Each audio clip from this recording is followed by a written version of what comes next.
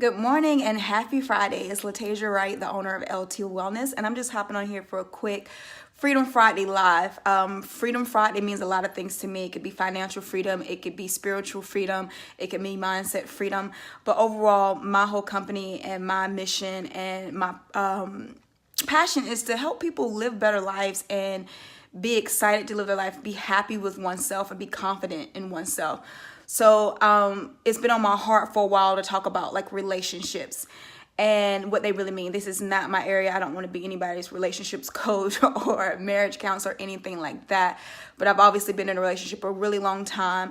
And more importantly, I think my message today is for women of how they see themselves, how they view themselves, and how they show up in relationships. I've seen a lot of stuff in the media that is driving me to want to speak on this message, or been put in my heart to speak on this message about relationships and goals and things that women are deciding that are okay to live with and deal with in this day and time. I feel like so many things in this world now are losing values, are losing our self-respect, our self-love. There's a few incidents that I've paid attention to that made me question, how are people viewing love and relationships now? Are people settling, sacrificing their true happiness to just have a little bit of something? Tamar Braxton, and I say a disclaimer, I'm not judging anybody in their relationships and how anybody act, because a lot of things we are learned, and we're all out here trying to figure out. There's no life manual. We all try to figure it out.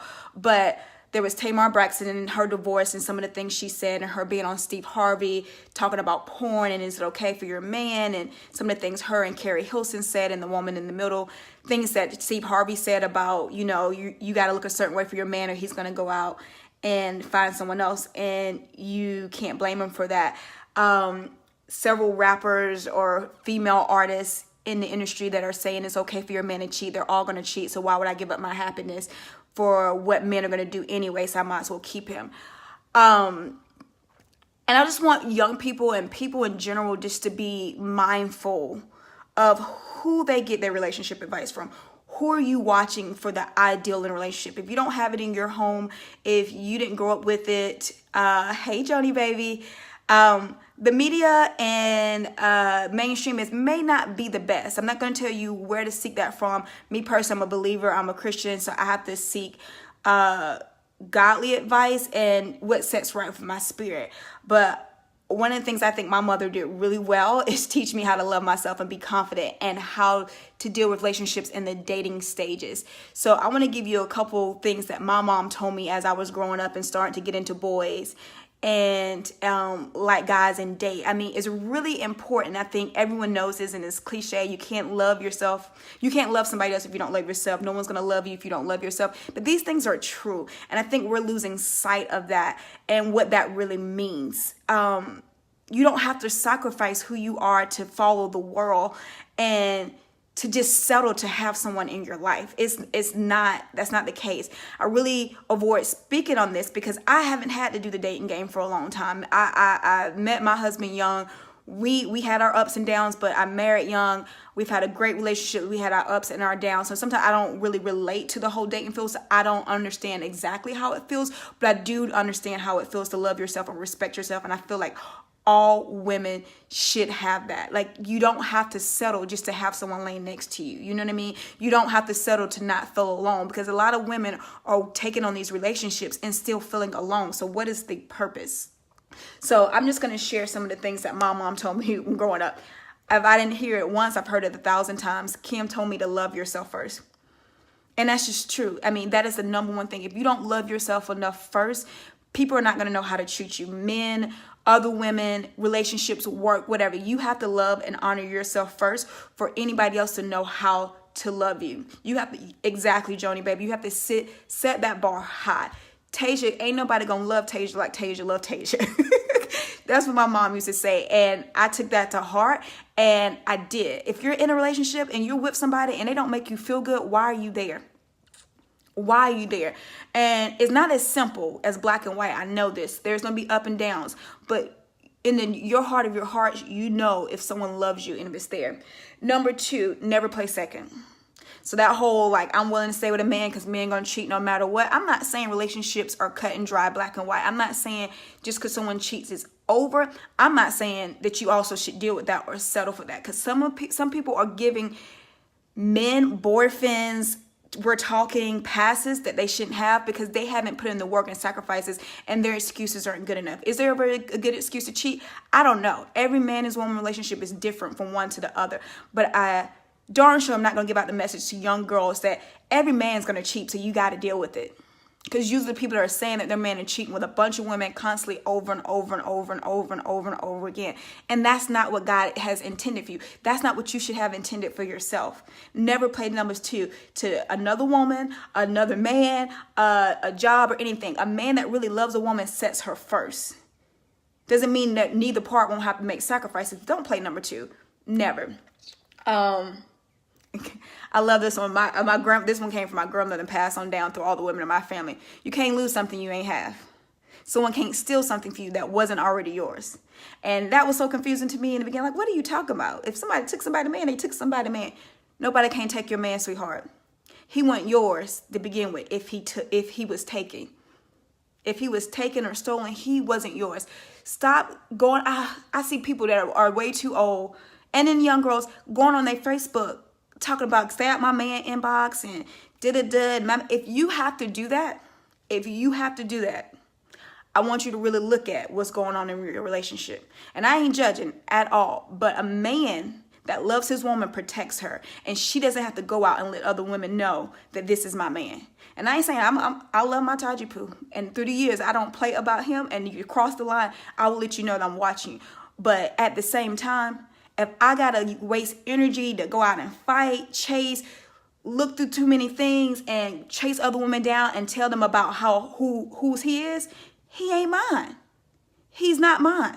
You shouldn't have to run after other women to tell them that your man is yours. And it ain't for the young. Women from 16 to 65 will go out and do that. I can't do it. I don't have the energy, especially at no 33. I darn sure ain't doing it. So you just need to reevaluate. I ain't gonna say what you need to do, but I would reevaluate it if I found myself every so many months, every so many years, having to put women in their place because they're coming after my man.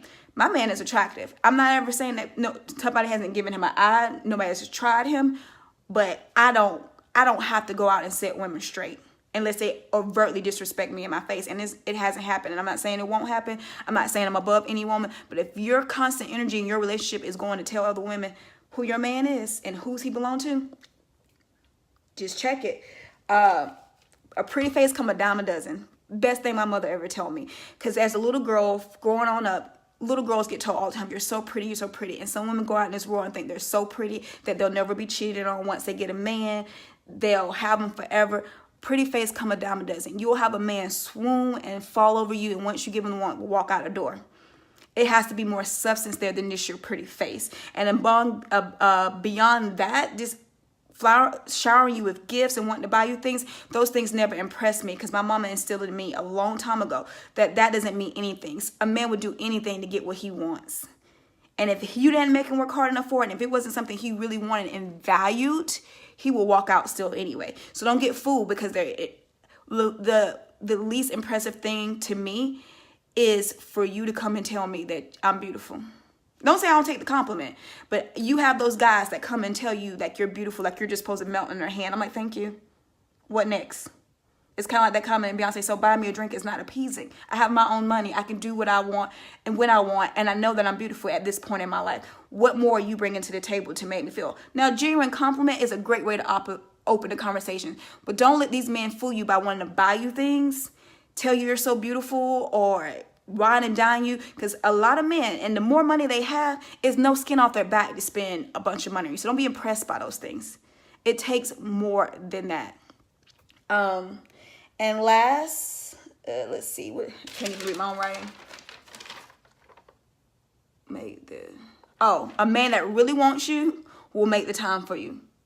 Don't listen to I'm too busy. I got this going on. I got that going on. A man that wants you will seek you.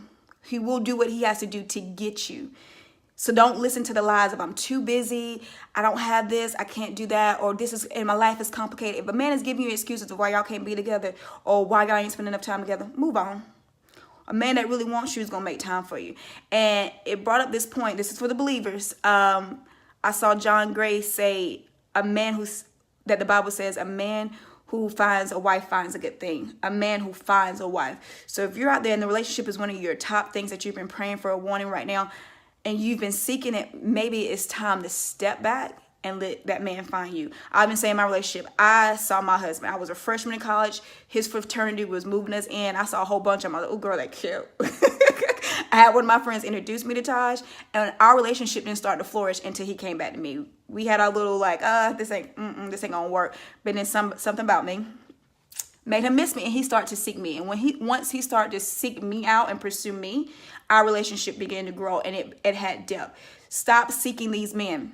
I'm not saying you can't go out with intentions of maybe meeting someone, but they should seek you. They should pursue you. Stop pursuing these men. A man that finds a wife finds a great thing. He is supposed to find you, and he should do what he needs to do to get you and win you over. And that's just all I want to say today.